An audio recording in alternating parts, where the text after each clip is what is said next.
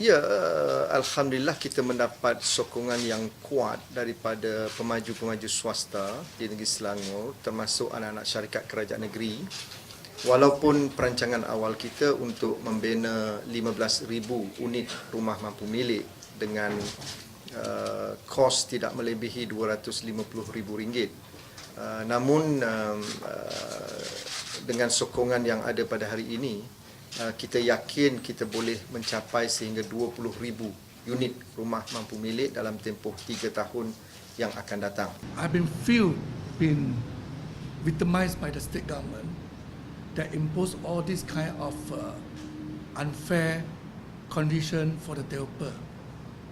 So, for example, when we build housing, there's commercial and residential. So we always have a quota for the Bumi quota. So on the commercial, in the state, they will charge us 5% discount to Bumi. And for the housing, they will give 7% for the discount to Bumi. So they give us the period to sell. So if we can't sell it in that period, even though if we have been complete the house and hand over the key 1 year later, if you want to sell it to non-Bumi, we will apply from Perumahan Selangor. So their criteria is you have to pay 10%. If you sell up without the approval with them, you have to pay another 5%. So total state government will charge us 15% for every houses we build. So this cost, who want to bear this? If you say the shop house is 1 million, 15% is 150,000. Think the developer can make 150,000 per unit now. So they have been implemented this, they have been forced the developer to pay this money, but where they put the money, we doesn't know. Is it there is no ATA, there is a guideline to assist Bumi. So we agree. We don't mind to pay. But if not up to, tender us. Is there got the right to tender us for 5%? So this one I'm not very happy on what the state government have been doing.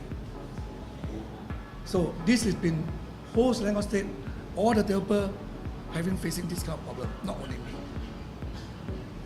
So we just want to tell the public that the government have been doing what he like to do. They pass their law what they like. So I feel very sad that Selangor nowadays we can't build any low-cost cheap houses.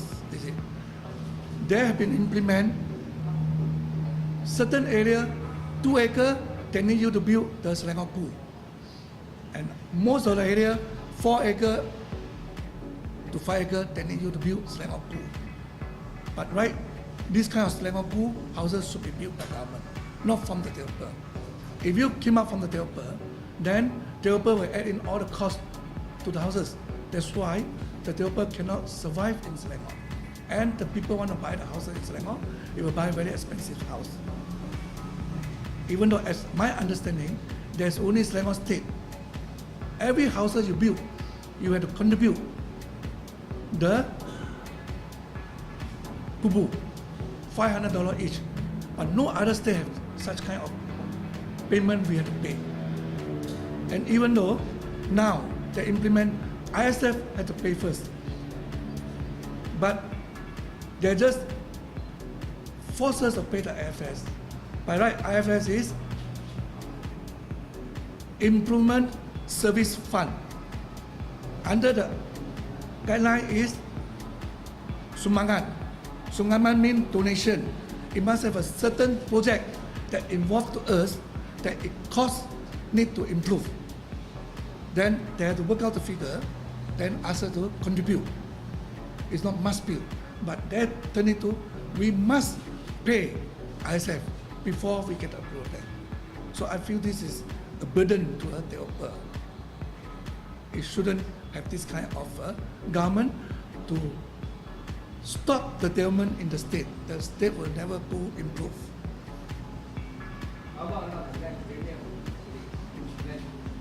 Then premium, we feel now is they work it out very, very high.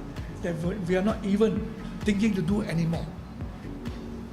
How many projects have you had? In earlier, before 2008, I got quite a lot of projects. After that, I'm keep on sold out all my land. Now I got no much project and can say that I declare it to be zero. That's why I dare to come out to talk. Is there many unsold BUMIPUTRA lots? In the market, I think a lot, There's a lot of unsold BUMIPUTRA lots. a lot. Expected numbers? Huh? What? I didn't have a figure, but majority, most of people cannot sell. So those developers that cannot sell the BUMIPUTRA lots, what do? They hold on to it. They hold on, they hold you as a ransom. You pay the money, I let you go. You didn't pay the money, you leave it there. Every day get trouble. So I sold out all my other land. Then I decided no more do any development in Selangor. So I have to go for other people. ISF. ISF. ISF. If you want to embark on a project, you have to get a payment of 500 ringgit. They will give, no. 500 ringgit is kubu. Sumbangan kubu. Kubu. Kubur. There's other state never imply. Grave. Yeah. I don't know what the money they take it for. Kubur. Oh. Each house is $500. Then this amount you pay to lembaga perumahan, Paid to the local government. local government. Yeah. But ISF is Improvement Service Fund. So it means that when you do a project, is any service it will be need to upgrade, then only you have to pay. But the government not do like that. The government straight away asks you to pay, and it's their money. But then again, it's Selangor overall.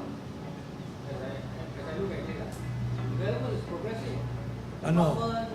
I will feel That's the impression I have in Selangor. I feel that most of the developers they leave the land there and never have a big project come out at the moment. They impose all this Selangorku to the people. It's a burden to the developer. The first one they are selling is about 150,000. He forced the developer to sell. The force. What size? What's the size of what build up there is? Build up there. They have a various sizes, very pleasant. They have a guideline to us.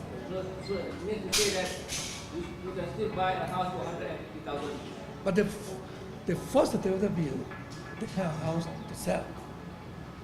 So most of the developer they reluctant to build and then they don't want to do it. And then Selangor, I think the development is keep on coming down, never come up for housing. This kind of low cost houses should be done by PKNS. State government got their own PKNS, they should do it. Their state land is free. But why they impose to public and PKNS go and build a $1 million house? So to me, as a developer, we will work it out everything that we can do it and we can sell. Now with all these costs coming in, we work it out, we cannot do anymore.